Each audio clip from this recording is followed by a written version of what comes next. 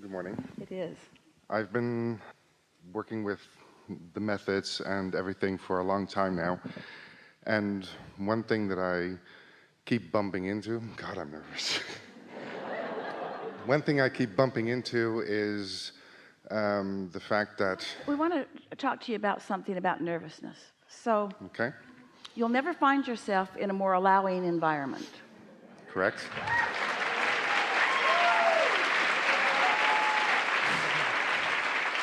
And most of what nervousness is about is having something that you want to clarify and trying to find mutuality with anybody else that might be listening in. And you just got to give that up because nobody's right where you are. And so you just got to selfishly go for what you're going for and expect that you're going to get it. And once you start getting the hang of that, you won't find nervousness. Nervousness is about you wondering about what somebody else thinks. So even though you've come to trust us because you know if we beat you up, it's all in fun. And we have never beat up anybody that didn't want it and who couldn't take it. In other words, they're just asking for it and wanted it. And everybody else here is really tuned in right now and anticipating benefit from this conversation. And so it's all good. Now you feel less nervous, don't you? Yeah. Yeah. Because it basically We've used up all your time. Oh, okay, thank you. It basically hits the nail on the head because it's a control freakiness that I have, and I feel it. What do you think you're trying to control? What they think of you? No, I control basically everything in life. Everything? And that's in my head. That's what I tend to do. And when I see certain things, Well, there's a deliberate creativeness quality to that. You could say that I like to intend and I like to get good results, and there's nothing wrong with that. But where it goes a little wonky is when you feel like you need to control someone's response to you, and you don't. All you got to control is your response to their response. But how do I let that go? By not giving a rip about their response to you. It takes a little practice, and it comes from satisfaction, this game, because when you're reaching for alignment or mutuality with your inner being, you'll find it easily. And when you're reaching for it with others, you find it in varying degrees. In other words, sometimes they're tuned in like your inner being and it's easy. These are the variables. Sometimes your friend's tuned in and you're not. You're not going to find mutuality unless they join you down here, in which case they will hate you. Your inner being is here and you're here. You've got to relax your way into a higher vibration in order to find that mutuality. If you're finding mutuality with someone who's here, in other words, you've deliberately focused with them, and so neither one of you are connected to your inner beings, you might feel we're there for each other, but no true satisfaction. And so you just sort of have to play with it a little bit until you're confident about what you're doing and where you are. It's just not only people, it's also situations and even controlling myself. Mutuality with experiences. Let's give what you're talking about a label that's pretty accurate. Let's call it conditional living. This conversation is about turning thoughts to things, and conditional living is only looking at what's already been turned into a thing, living my life, taking those things, experiences, situations, relationships, piles of money, blah, blah, blah, all that manifested stuff, and putting it in piles of good and bad and right and wrong and wanted and unwanted and trying to control that, as compared to understanding that I'm a vibrational being who wants to control, we'll use the word control because it applies, wants to control my vibrational output.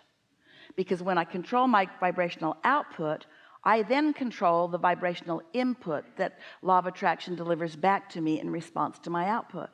Because I get what I think about whether I want it or not. Conditional living, conditional life, is looking at all the conditions and trying to evaluate through a lot of hard work and effort what's right, what's wrong, and then trying to control the wrong ones and make it more right so that I can just be lazy in my thinking, so I can just be a sloppy thinker. Because right now, if I'm a conditional creator, when I see something that I think is a good thing, I feel great. Good job, people of the world who are doing that. But if I see something I don't want and I feel bad job, segment of people of the world, you need to be different. Hey, other people of the world, want to join forces with me and help me make them be more like you? Oh yeah, because we're conditional. We'd all feel better if everything was just the way we want it to be. Only problem is you want different things. You came with different intentions. Your life has caused you to put different things in your vortex. That's not the path to happiness. That's the path to heavy lifting. That kind of control is hard. You want control of only one thing, your own vibrational output and its relationship to the true leverage of the universe, which will give you a feeling of invincibility and empowerment that gives you the energy that creates worlds that you can focus through you for your masterful creating.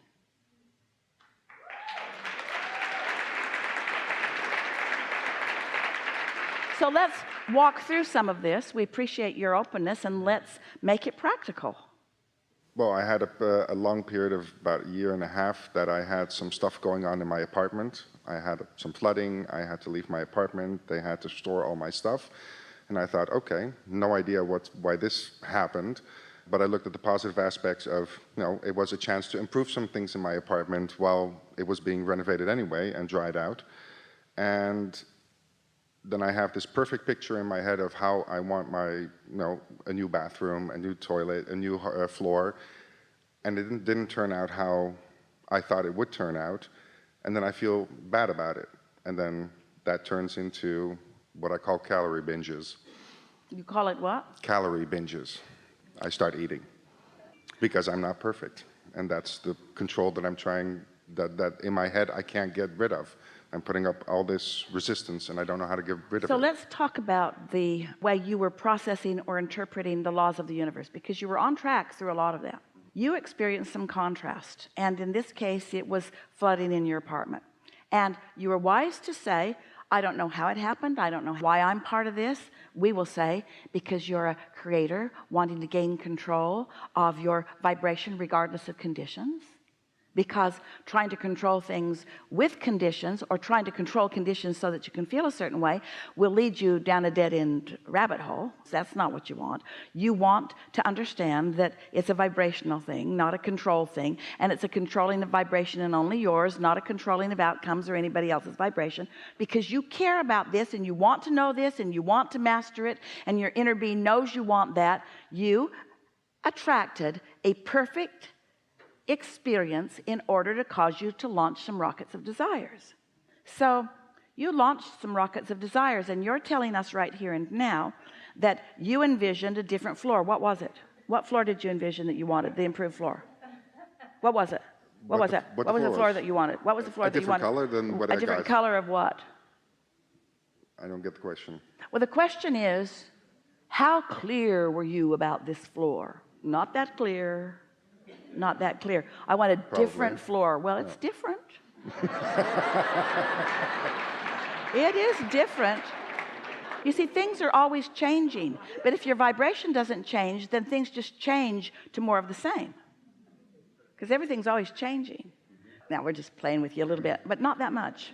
So what you wanted was a floor that wasn't flooded, first of all. What you wanted was something more substantial. You wanted infrastructure in your apartment that was more steady. Yes? Correct. And did you get that? Yes. So you got the essence of what you want, but you didn't necessarily get all of the details. And so we want to know from you, how much time did you spend thinking about those details? And here's the question that is going to help you give us the answer we want. This is an important thing to know. If you're on the satisfied side of this rather than the dissatisfied side of this, then one thing leads to another and leads to another, and you get lots of momentum, and the general intentions turn to details that the universe then provides, so that the people that are making decisions are being inspired by a force that they don't really understand, and it's just turning out really, really well for you, to the point that other people around you might be wondering how you ended up with that, because why are you more deserving than they are? And it's simply because you, from your state of satisfaction, were able to grow, evolve, thoughts becoming more into more detail that was not resistant in nature. But because you didn't really then know about satisfied and dissatisfied, you didn't stay completely on the satisfied side of the equation. How long did it take them to fix it all up? The first time, almost 8 months. The first time. And within a 8 months. I moved back in early December. By mid-January, right after the holidays, I was standing in the kitchen and my floor was wet again, and I just fell down and cried. Let's play with this for just a little bit. During that 8 months, how satisfied were you? Were you satisfied or inconvenienced? Were you satisfied or impatient? Were you satisfied or disappointed? Some of all of it, but where do you think the balance? Inconvenienced the most. Yeah, of course you were inconvenienced. You weren't satisfied. And now think about law of attraction and what you know about it. Law of attraction meets you where you are, and the momentum of it, when you think a thought and you hold it for just a little bit of time, another thought like it joins it. We're talking about seconds, 16 or 17 seconds, and then another, and then another. And once you cross that 68, 69, 70 second mark, now you've got enough momentum going that some different things are coming to you. But most people are satisfied, dissatisfied, satisfied, dissatisfied, satisfied, dissatisfied, dissatisfied, dissatisfied, dissatisfied. How satisfied really were you holding yourself? And it's all right, because in the same way that you attracted the experience in order to be clear about what you want, you really attracted this experience in order to gain control of your own vibration. And so now we're talking about this experience that was very vivid and very real, and we're showing you where you could have got control. You didn't know it then, you know it now, but you could have gotten some control, and you could have stayed more satisfied with a little bit of caring to be satisfied rather than dissatisfied, which is the, for sure, logical way that almost everybody on the planet would go. It is inconvenient to be out of your place, and it's inconvenient to have your place torn up, and it's inconvenient, and then you go down more and more. It's easy to go from inconvenience to they just don't care, to inconvenience to, well, if it was their floor, I bet they'd be harder after it, to inconvenience toward, why don't they get somebody in here that knows what they're doing? You get lots of other things that you worry about in life begin to dovetail with that. And so your satisfaction factor is pretty far away from where you hang out on a pretty regular basis. And so when these thoughts turn to things, isn't it logical that the things that those thoughts turned to were like the way you'd been feeling? You cannot have a happy ending to an unhappy journey. You cannot have a satisfied ending to an unsatisfied journey. You just can't. So is your inner being wanting to beat up on you for not being satisfied when you could have been? No.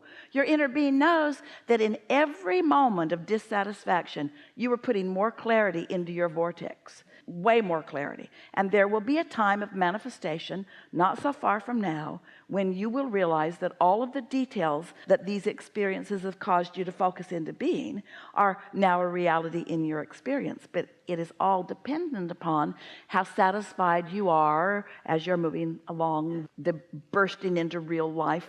Every single moment is a manifestation. Did you know that? Right now we're having a manifestation. This room is a manifestation. Our relationships with each other is a manifestation. Everything here is a manifestation. This conversation is a manifestation. It's a manifestation of who we are and who you are and who they are as influencers. And manifest, manifest, manifest, manifest, manifest, because we're seeing it and we're hearing it and we're smelling it and we're tasting it and we're touching it. This is manifestation.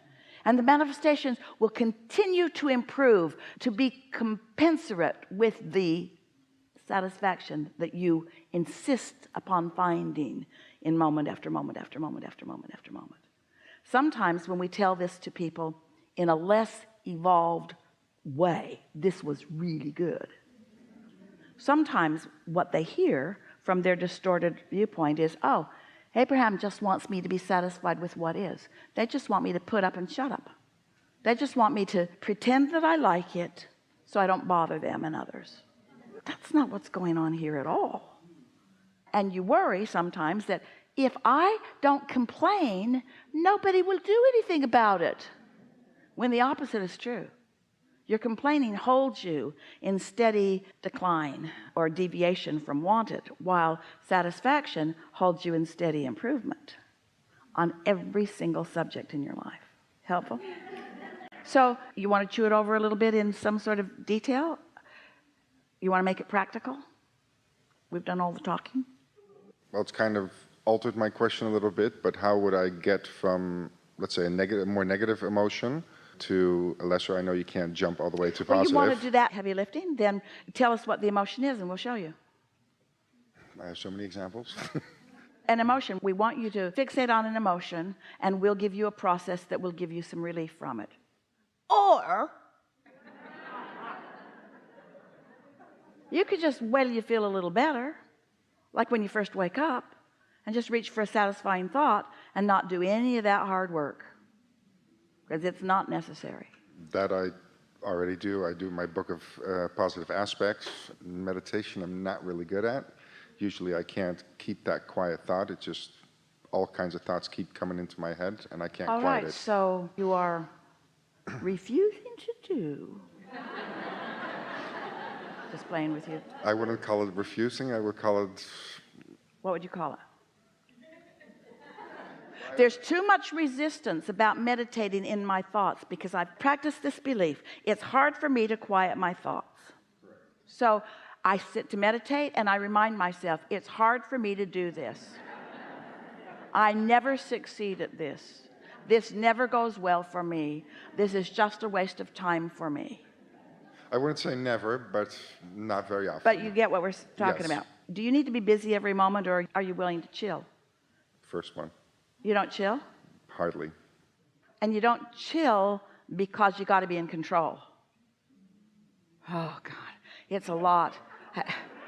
Really, but we want you to hear this. If it were not for this man, your earth would not stay in its orbit.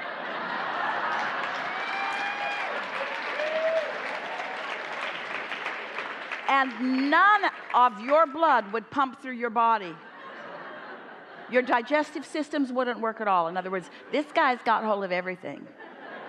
It's a big responsibility. We're teasing you and exaggerating it, but it sort of kind of feels like that to you. It's very true. Well, not the earth spinning part, but the rest, yes. You don't believe anything we've been saying. You don't believe that you are an extension of source energy, or do you? Yes, I do. Well, then you must not believe that your inner being has awareness of you, or do you? Yes, I do. Well, then you must not believe that your inner being knows what you want and is calling you to it. I do, but... Then you must not believe that you can hear. And No. that's because you won't meditate. That's how you get so you can hear those impulses. You've got to stop the contradictory vibration, which allows your vibration to rise, which puts you in the same compatible vibration that allows you to be in the receiving mode of the brilliant ideas that your inner being is offering to you all day, every day. And that's the control you've been looking for all along. Let's call it control. Let's call it leverage. Let's call it life force. Let's call it replenishment. Let's call it balance. Let's call it flexibility. Let's call it intuition. Let's call it good timing. That's what that is. And just by reaching for the satisfaction that hooks you up with that, you get all of that in one bundle, and the advantage is enormous. Or you can do all 22 processes every day. You can find relief from that, and relief from that, and relief from that, and relief from that, and relief from that. But you know, when you work your way up the emotional scale in those ways, rather than just going right into inspiration, it takes more time, because then another subject happens and you have to work your way up. And then another subject happens and you have to work your way up. It's exhausting. It is exhausting. But it does validate a belief that you have, which is it takes a lot of pain to have gain. And it does validate a belief that you keep active that says there must be sacrifice if there's anything to be received. And that's the part that we know that you and a lot of others don't believe. You don't really believe in your worthiness to receive just because you're you.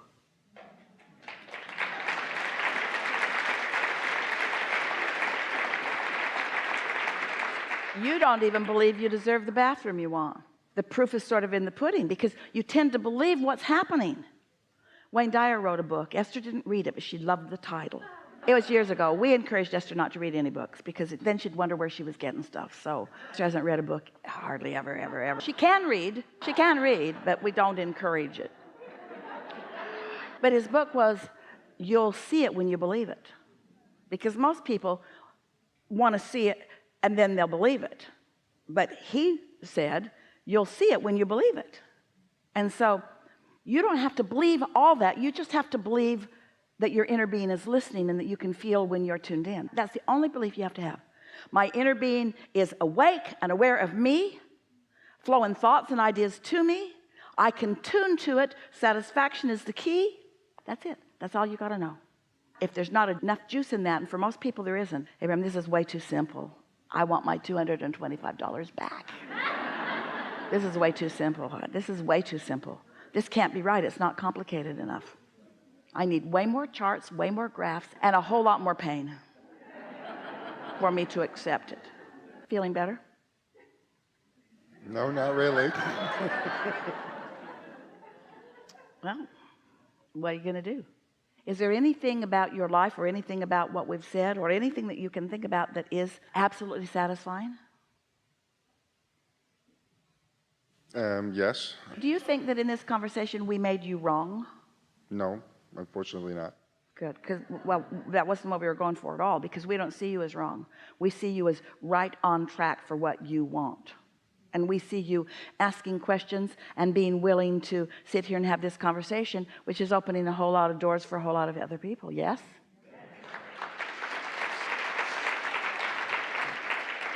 So, can you find something satisfying that you could just focus upon? Because actually, we are in a pretty clear space here together. This is almost as good as meditating because we have held the vibrational frequency and we've focused it your way. You're kind of under our influence right now. But if that's the case, then why does it hurt? Right now? Yes. Ooh, what's the emotion?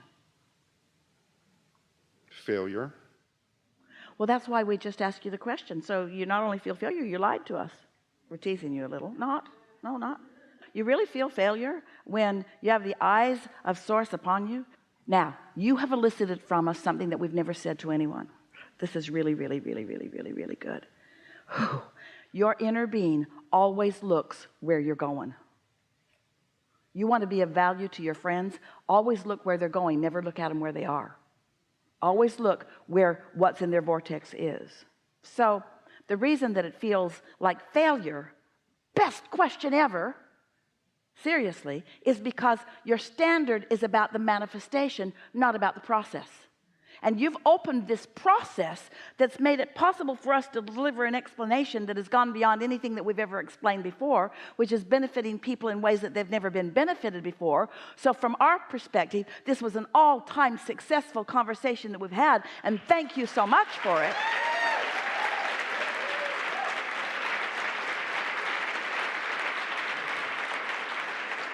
But your current evaluation is because it hasn't manifested in the way you want it yet, that it's failure. And that's the whole point. That's the point of every seminar that we want to offer. And you just helped us make that point in a way that's better than we've ever done it before. So we succeeded. You can take your part in it in whatever way you want. Okay, thank you. Good. Really good. That's for you.